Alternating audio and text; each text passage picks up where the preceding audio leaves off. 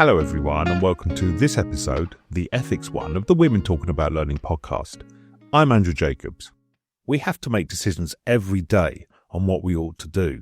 These decisions might affect how people make their own decisions and lead their lives. And just because you can do something doesn't mean it's necessarily the right thing to do. We had to go through this process when we were trying to work out who to be guests for this episode, and we're very lucky to get 3 great guests. First up is Loren Sanders. Loren is an author and visionary leader with over 20 years of experience in healthcare, human resources, and personal development. Described as a professional synergist, she specialises in organisational effectiveness, talent acquisition, and leadership development. Her book, Empathy is Not a Weakness, has received numerous accolades. Loren is dedicated to eradicating toxic leadership and fostering inclusivity in workplaces through innovative talent development initiatives. Our second guest is Yvonne Urabazin. Yvonne is an e-learning developer for Brilliant, with a passion for creating learning solutions and optimizing processes. As an advocate for accessible design, she's led a workshop at DevLearn, hosted virtual empathy labs, and contributed to the book Design for All Learners, which is being published in February of next year. Yvonne is a digital nomad based in the US who travels with a family full-time in an RV. Our final guest is Lisa Murphy. Lisa is CEO of Limelight HR and Learning, and following an award-winning career as a senior leader in education, charity and private sectors, Lisa now runs the multi-award-winning HR and training consultancy Limelight Learning.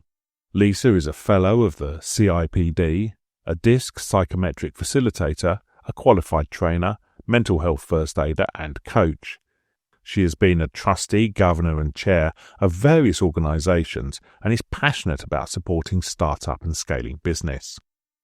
Recorded in early October of 2024, this is Women Talking About Learning. This is Loren, Yvonne and Lisa talking about ethics. Hi, Lisa and Yvonne. I'm so excited to be talking about learning and ethics with you both. I want to kick us off with a topic that is very close to my heart around ethical dilemmas in learning, and it is equal access to learning opportunities, especially when it comes to women or underserved population. There's a disparity in access to learning resources. And not all employees or learners always have equal opportunities to develop their skills, whether it's related to financial constraints, systemic inequalities, or some sort of unconscious bias by job. It's challenging. And I'm wondering how organizations ensure that training and development are accessible to everyone, regardless of their background, their status, demographic, gender. What do you think? Hi, Loren. I think it's such an interesting point, and I'm so glad to be here talking about this topic with yourself and Yvonne today. I mean, it's something that I would say learning has never been more accessible in one sense, because it's not necessarily just tied down within businesses these days. There's so much access to free learning out on the web, in YouTube, for instance, or LinkedIn Learning, or, all of these different kind of areas. So people can be far more self-directed, but equally there's still a disparity there because not everybody can access those tools. So the ethical issue and the inequality is still there in other subtle ways, even if it's far more accessible, now than it was 10, 15 years ago. I love that you bring up accessibility. I know Yvonne has a strong feeling about that. I'd love to hear what you're thinking, Yvonne. Thank you, Loren. And Lisa, it's great to be here talking with you both.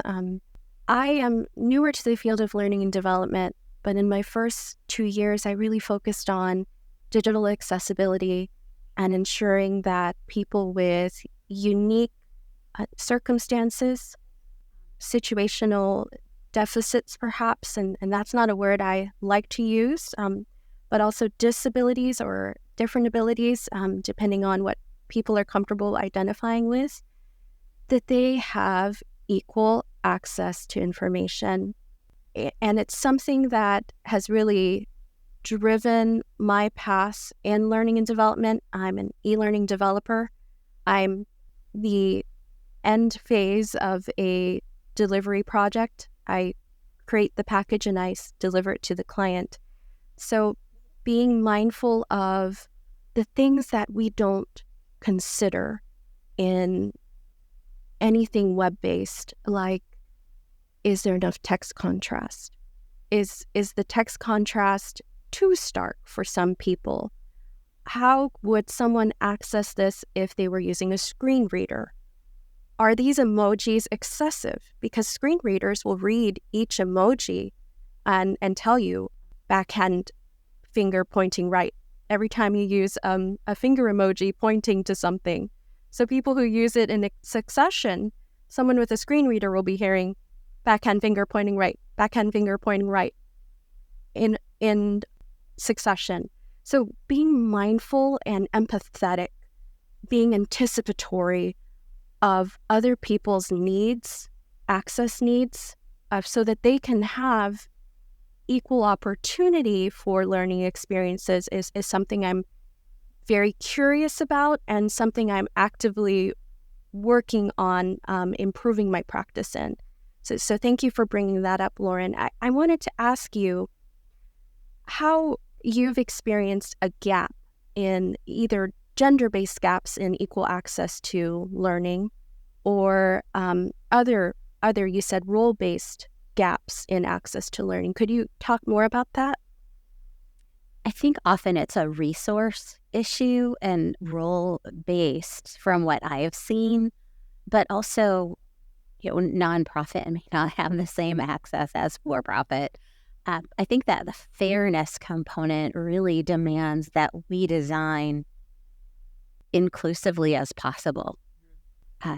There's a lot of gaps in inclusivity. You talk about accessibility and you're talking screen readers, but even neurodiversity is something to keep in mind as we start to design more things and find that there are more people that aren't necessarily like each other. I think organizations can really address those kinds of gaps by looking at how we target development initiatives for different populations, whether it be people who use screen readers, people who are neurodiverse, people who are underrepresented or disadvantaged in some way, people who are short on time because somebody needs to make sure the work keeps getting done and they only have, a minute in between customers to access learning. But how we use technology to provide learning and how we scale learning and the solutions that we use based on all of these different types of populations that we have access to can increase overall. And I know you both are coming from an education background.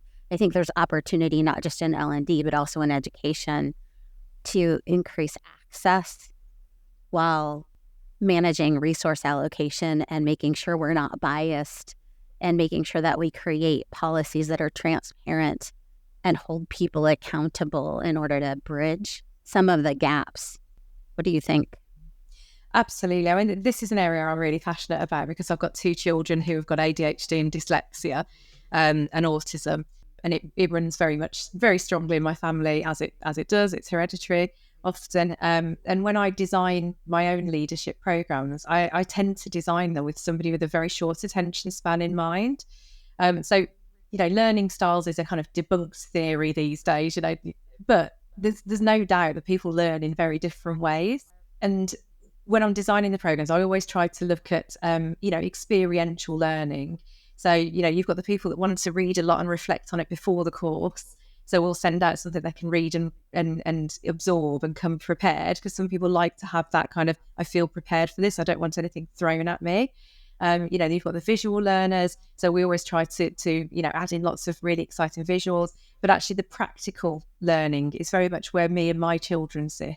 And both of them have struggled at school in different ways because they cannot sit and listen to somebody, for 20, 30 minutes. And research shows as you mature into an adult, the way you learn is so different to how children learn. You're not an empty vessel. Everybody comes with they're bringing all of their own experience, and they don't really want to be told. As an adult, you already know a lot of what you're going into, regardless of what session you're going into. There's very few that you're going to with no knowledge whatsoever, and lots of us want to bring that into the session and learn from each other. So, social learning theories, peer support, peer learning, all of those have become far more valuable and far more inclusive because of that. So, we're known for using Lego and Play-Doh and plasticine and all this kind of stuff, which lots of other companies do as well. But there's a reason behind that, which is as an adult, to be truly inclusive, you've got to kind of hit other, you can't just tell people something and expect them to know it. The other point I'd say is the kind of post-work and pre-work. We always limit that because if you're a busy mother and you're rushing home to children, and you're having to manage an entire household as well, you're going to have very limited time for that, whereas other people in the room might not have those pressures. And that's where you might see some of this inequality in women's learning, compared. I love that you brought up the learning styles myths that have been debunked. I think that there's something that we need to focus in on a little bit more. There's another ethical area for us, which is how do we make sure that our L&D programs are both scientifically valid and ethically sound in terms of the methods and the practice that we promote. And I think from my perspective, at least, we start by questioning the assumptions that shape our learning designs. There's so many organizations and well-known, I'll call them influencers, that still hold on to the myth of the learning styles and continue to sell that across multiple industries in multiple ways. And I think that we need to focus more on the evidence-based practices like spaced repetition, retrieval practice, active learning, and how that leads to a much more effective and inclusive outcome. And when we even look at the differences by gender, there's a difference sometimes in the way that we process information, not because of our gender specifically, but because of the experiences that we may have had and the access we may have had related to that. Absolutely. So Andrew's asked a question here. So how far have these assumptions been adopted as ethics within learning, e.g. forgetting curves, evaluation levels, etc.? Lisa, Yvonne, I'm going to let you talk about those things. I think I've said many things already. Yvonne, did you want to go for it?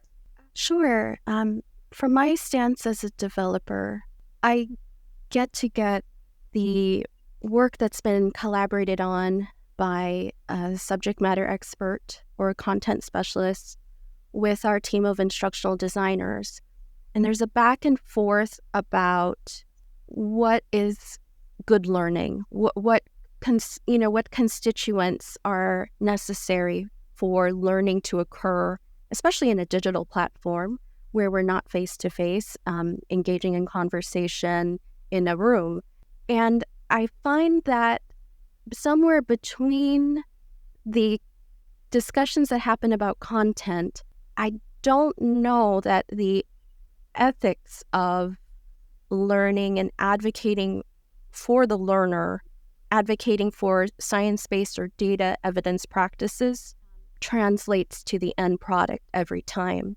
One thing that I'm excited about is that there are more avenues opening in my line of work right now that enable discussion to talk about how can we make this more human-centered, person-centered, learner-friendly from the beginning. How can we use microlearning for space retrieval, distributed practice?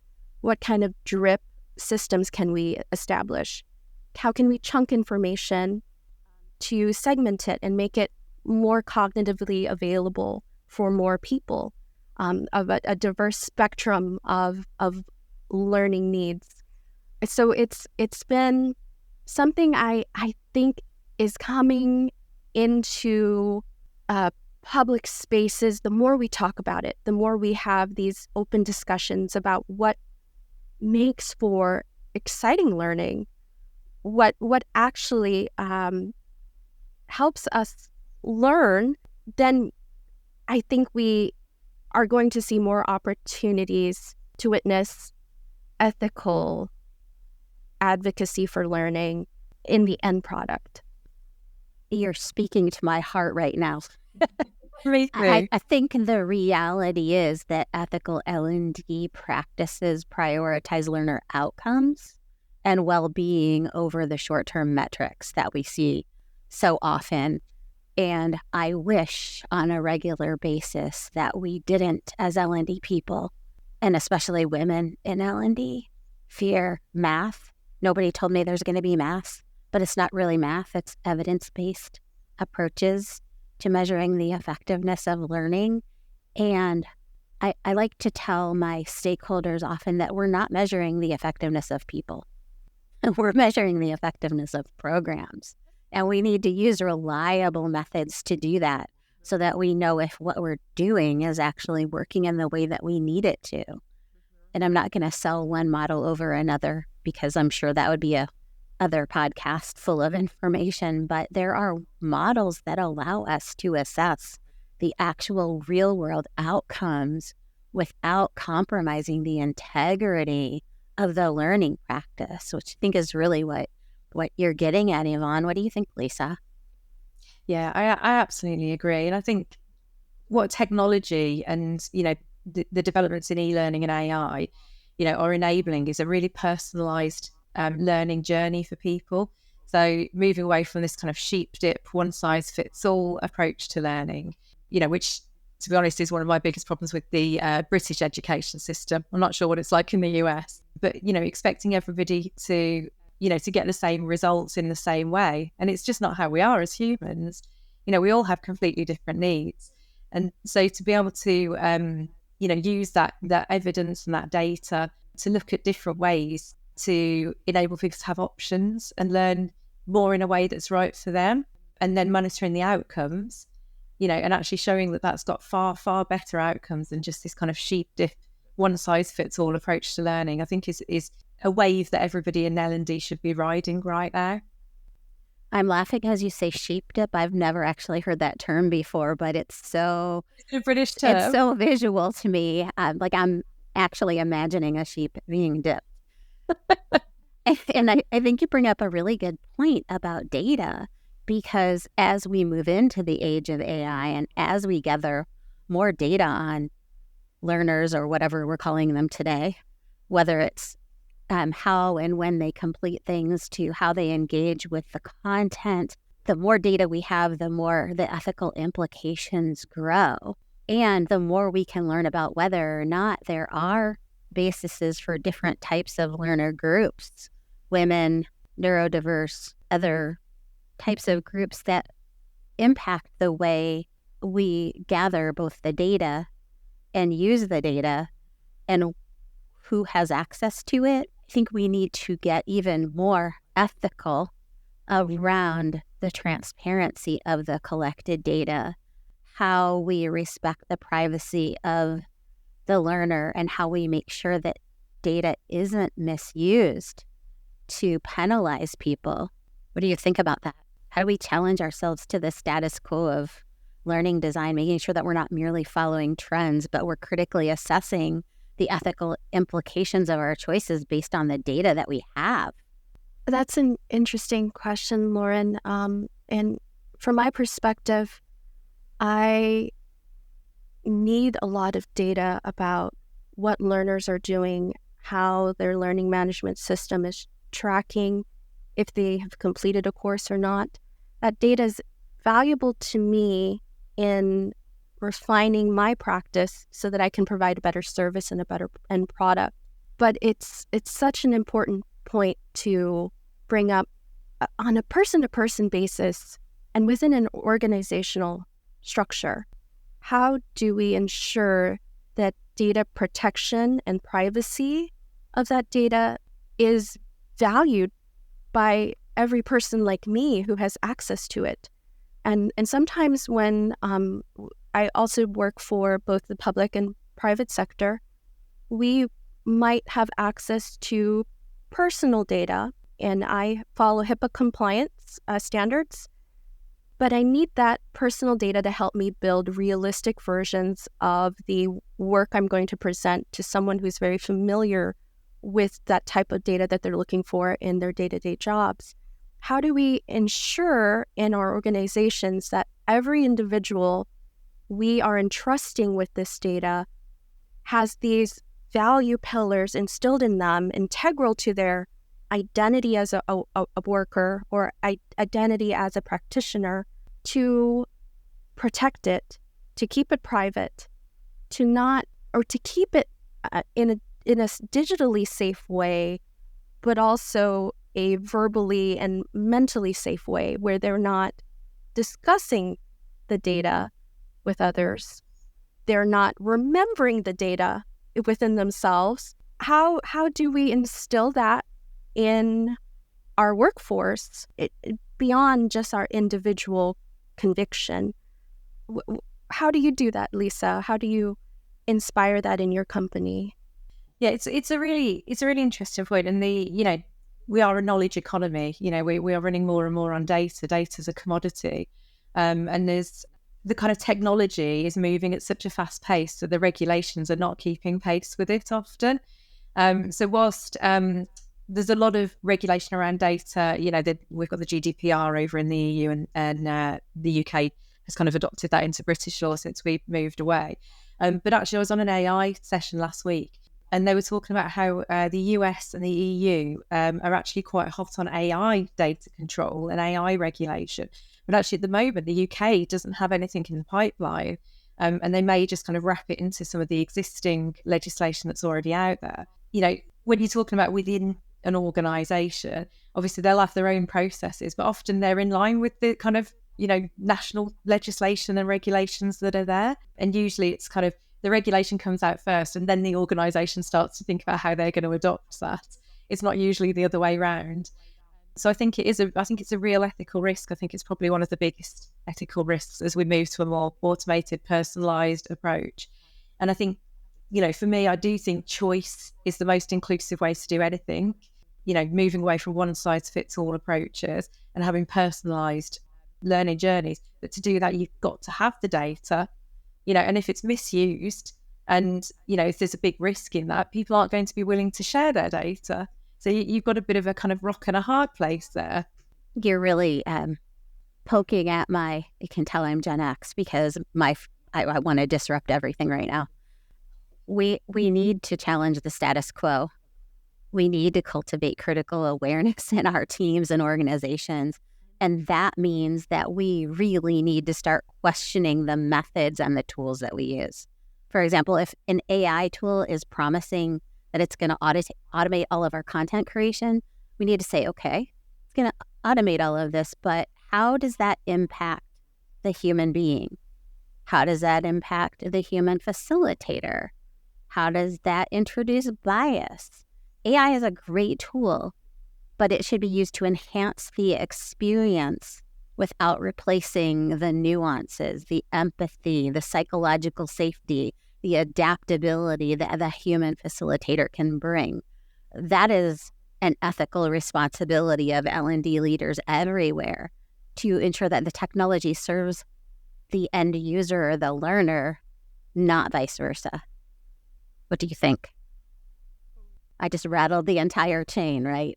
No. I'm going to come to Yvonne because obviously you this is your space, isn't it? This kind of digital learning space, and I imagine AI is going to change how you're working more than anybody else. I mean, just for an example, one of our most popular courses, we use an actor, and we do role plays, and it's difficult conversations. It's probably the most popular request we still get. Everyone's lost the ability to have good conversations, it would seem, particularly younger people that are coming into the workforce. We are seeing that social skills are, potentially, not as good as they've been in the past. So AI, whilst it might support that, those kind of in-person practical sessions, I feel like it's going to impact it to some extent, but not hugely. But what you do, Yvonne, in terms of digital, is going to be really heavily impacted by AI. And it is. It has been. I did some voice recording this morning for a course, and it's my first time doing that voice recording.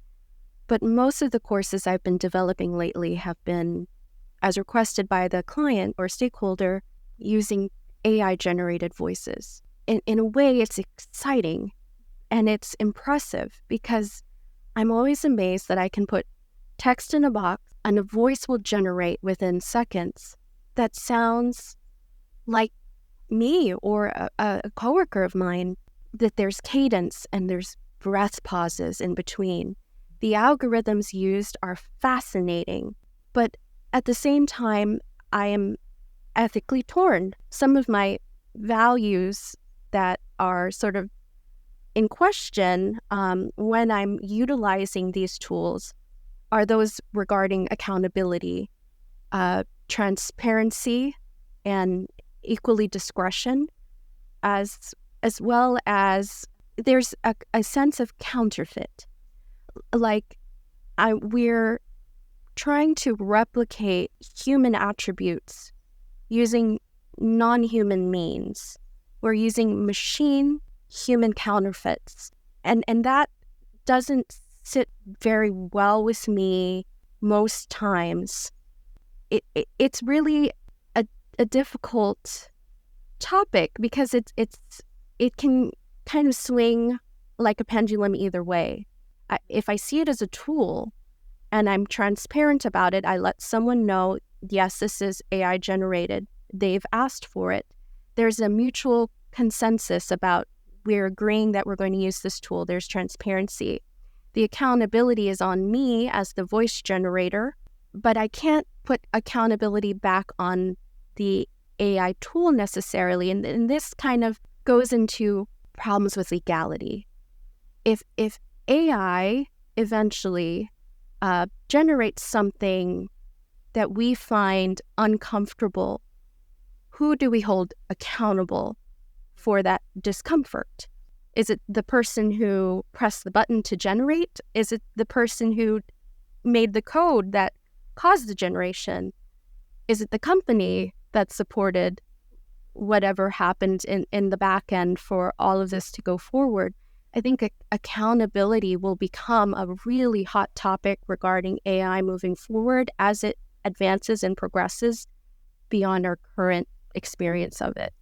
Yeah, I completely agree with the point around accountability, and I think the ownership and IP and copyright is one of the other biggest risks that there is. Artists have already talked about their music or their vocals being uploaded and used to create AI generated music, for instance. Yeah, there are huge risks out there. I'm wondering, as you're talking about this, and I'm thinking about it through the context of a well-being lens, and not just for the end users. If something is generated that is not making them feel safe, but the well-being of the learning and development professional, and where does balancing learning and ROI, for lack of a better term, come together with the learner well-being? Can the push for the business outcome come at the expense of the well-being of the learner or the employee who's creating or generating the learning? Are we overloading people with modules because we can develop them so quickly? Are we creating unrealistic expectations for how quickly a learner needs to be able to upskill because AI can put things out so quickly, faster than the pace of an L&D human? Are we checking in on well-being as part of a learning program? Should we be? I think in a wider sense, that's a huge issue currently, huge issue. I mean, I have a HR consultancy, so we deal with the L&D and we deal with the HR side. And when I work with many, many companies, already people have days that look like meeting after meeting after email after meeting, and they say I have to go home and do my work at night because I can't fit my work in, because there's so much in the day. And then when you add in a learning program as well that takes them away from their desk for an entire day, so then there's an extra 100 emails, and they'll be doing those at 4 o'clock in the morning the next morning. So they come in and they're on top of everything. It's already a huge issue. And then you've got the pace of technology and the pace of change in the world, speeding up because, we're able to speed it up. And then the pace of learning speeding up with AI, it's just further perpetuating that problem. And when you've got in-person learning, you can hear this feedback and you can give that feedback to a company. You've got that human connection. but a robot can't do that. That's a big question about honesty, too. If you think about the Notebook LM's podcast capability, I don't know if you've ever listened to one that's been generated. I just recently did, and it was on content that I created. And I was like, whoa, this is really good. This is better than I probably would have done. But where is the human component? Don't you think that there's a point here about, as humans, really bring in our human elements and really looking, I run a business. I have to look at actually in 5-10 years, where are we adding the value as humans, and where's automation and AI actually going to take some of that workload off us? So like I say, in-person training, a robot is I hope never going to be delivering in-person training that's about the nuances of human relationship and, the challenges and the emotions. So is there a point here about everybody that's in L&D, really having a bit of a finger on the pulse about where they're adding their value, and actually, if it's a mandatory module about, some legal aspect that actually can be done in a short e-learning session, are we adding the value there as humans? I think Yvonne really brought up a good point around shaping the ethical landscape. The integrity of all of it, the honesty behind it, feeling like, is it cheating or is it real or who's responsible? I think as a CLO person, if you're in that role, you're kind of in a unique position to shape the ethical landscape for your organization, which means you're the one who's responsible for transparency and how that gets championed, and making sure that what we're doing is creating a culture where ethical reflection becomes a continuous component, maybe even having ethics review as part of governance in your learning department. Yvonne, I'm just curious on your thoughts, because you're the one who originally got my brain going beep, beep, beep, beep, beep on all of this. I think that we need to continue to open lines of communication and focus on relationship building to foster the humanness in our companies. We were talking about efficiency earlier as well, and how do we balance keeping metrics and ROI with all of these, the ethical weight of being a good human and a good worker. And one thing my company has done that really attracted me to the company at first was they, on their careers page, talked about their non-negotiable items, and they were ethics-based items that they make kind of stick, in my mind at least, by having a little mascot. It's a donkey, and the shorthand for all of those ethical items they have on their non-negotiable page, the reminder was never let donkeys in the pool. So each line, the N stands for something like never give up, and L is for be a learning leader. So there are ways that I've noticed in my company that they ask us to reflect on how are we reflecting back our company non-negotiable items in each of our quarterly reflections with our manager. So I just completed my last third quarter reflection with my manager, and these questions came up asking me, how have you demonstrated integrity this quarter? How have you been purposefully positive? How have you dealt with a problem in a constructive way? And to provide examples of that from my day-to-day practice in a way that I could discuss it with my manager going forward. And I think that's key.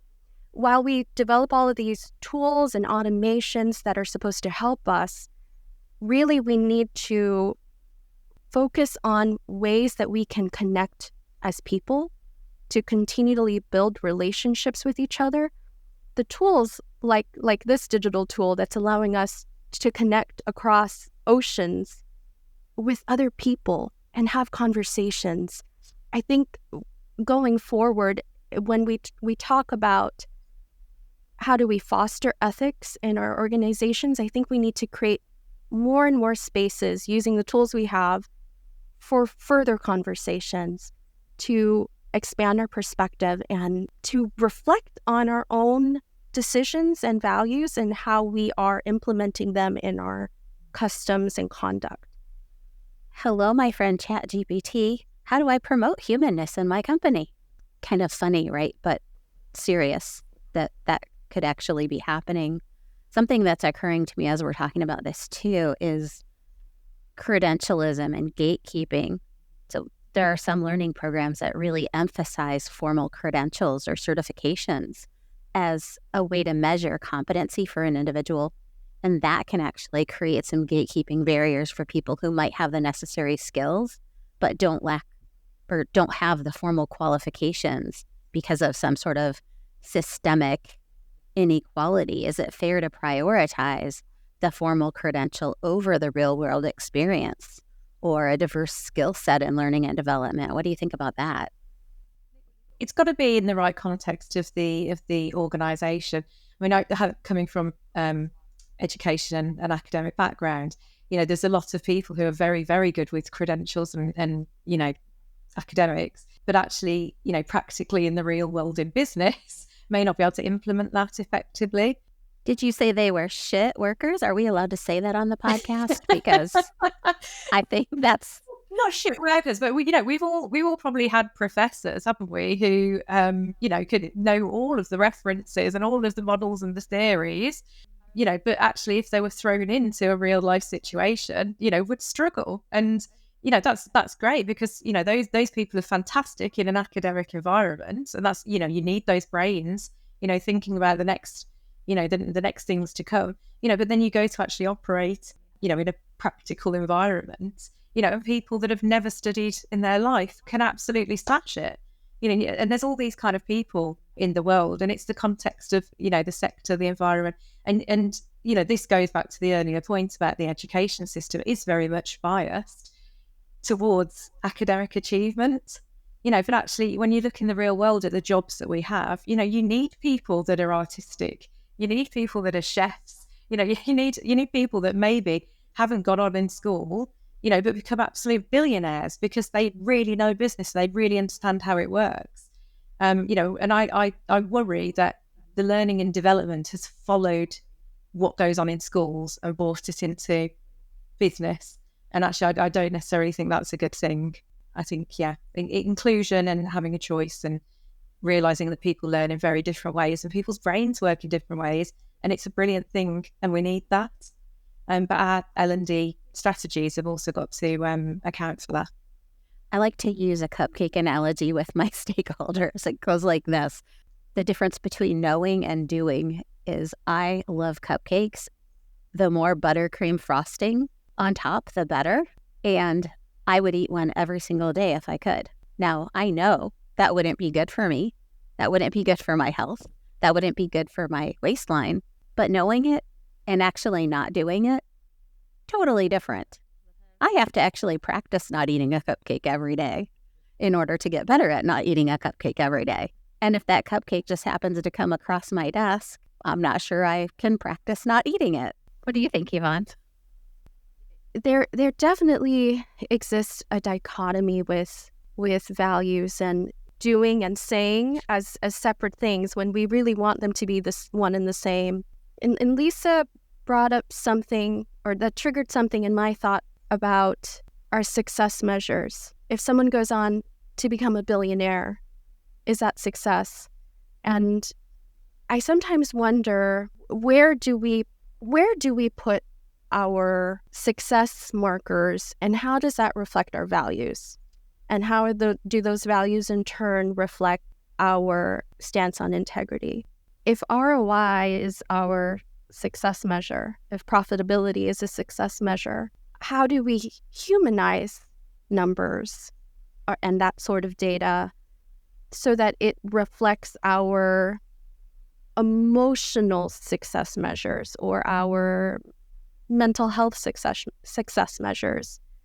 There's a balancing act, like loving the buttercream, but knowing that too much of it is not good for you. How do we delineate a good thing from a too much of a good thing, or a good thing that was earned at a cost that we didn't realize going in. I think, how do you both perhaps open up these conversations about the costs of our success?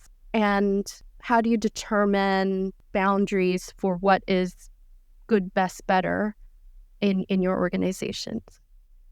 I feel like this is a good question to ask the listeners. Does your pressure to deliver ROI conflict with your need to respect your learners' capacity and well-being? Are we pushing learners too hard to meet metrics at the expense of their health and their engagement? And I'm wondering what tools the listeners have that create learning environments that prioritize long-term development and well-being over short-term productivity boosts. An example, slightly along the same lines that I see all the time, is L&D programs that are only tailored towards trying to progress people's careers.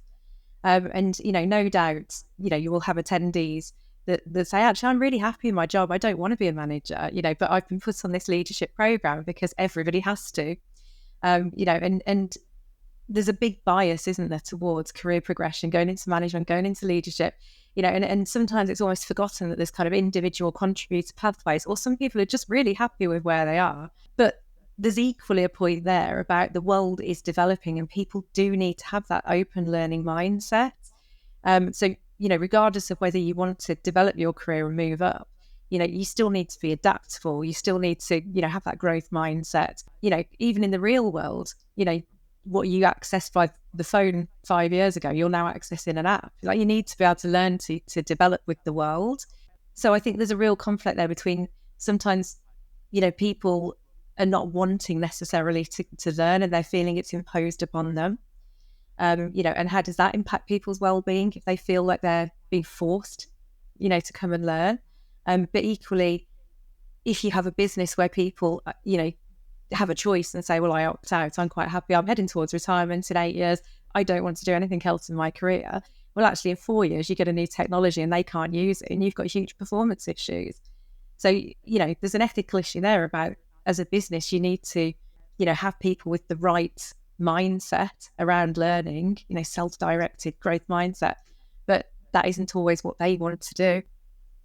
And there's people on the other side of that just because they're retiring in 8 years and don't want to be, the next vice president of learning, that doesn't mean they don't want to still learn stuff. That doesn't mean they're not still open to figuring out the latest, newest technology, because most people in L&D love learning, period. We're not, regardless of where we are in the career, just going to sit there and refuse to learn anything. Just because someone doesn't want to lead a team of people doesn't mean they don't want to keep learning.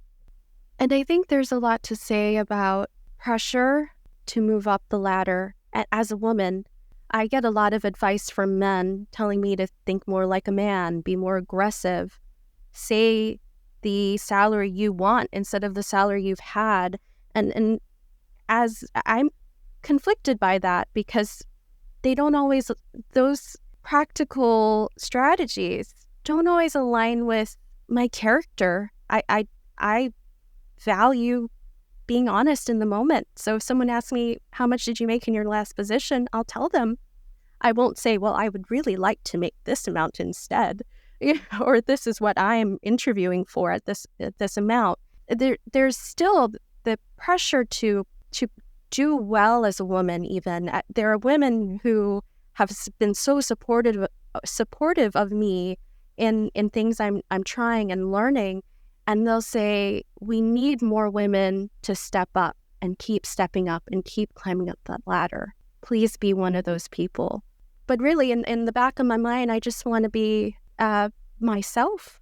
It's really difficult to balance being a representative of women in leadership and training and still hold true to yourself. Do you have any ethical conflicts with that, Loren? I think as a leader, we have to make it okay for people in general, especially women, to be allowed to say, yes, I'm interested in that, but this is not the right time for me. And for us to come back with, great, I see amazing potential in you.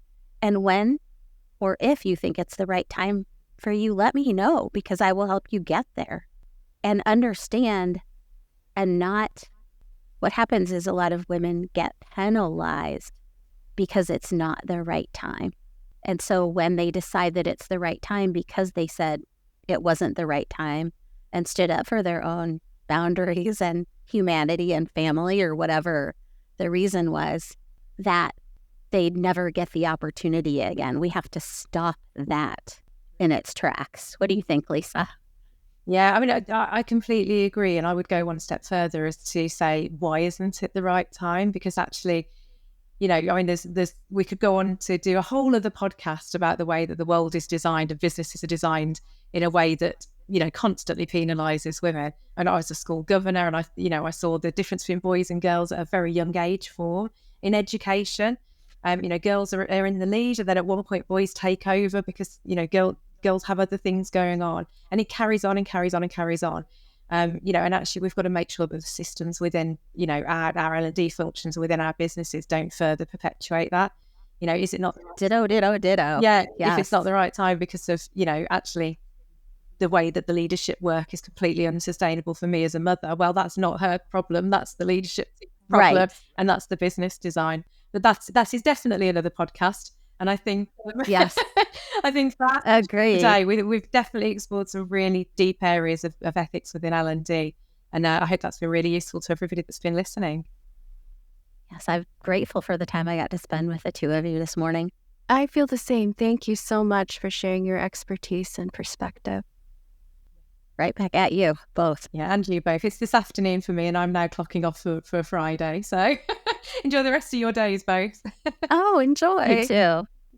We always enjoy the conversations, but we found this one particularly fascinating. We were happy that AI came up, specifically because this seems to be such a hot topic at the moment. The AI field seems to have great ideas, and we're using the tools, but just because you can, does it mean you should? Let us know what you think. A massive thank you to Loren, Yvonne and Lisa for their time and such a thoughtful conversation. Their contact details are in the show notes, along with links to our website, future episodes, and to our donation page. Our 100th episode is out in December, and a massive thank you to those people who've sent in a clip. If you don't know, we're looking for contributions from our listeners. Needs to be no more than 3 or 4 minutes in audio or video, and just email it in to hello@larn.com. If you don't want to send audio, your written comments are just as useful. We're more than happy to have those as well. You might need to hurry up, because we need these by the end of November though. We're back in a couple of weeks, and next time it's the prejudice one. As always, thanks for listening, and we'll see you again soon.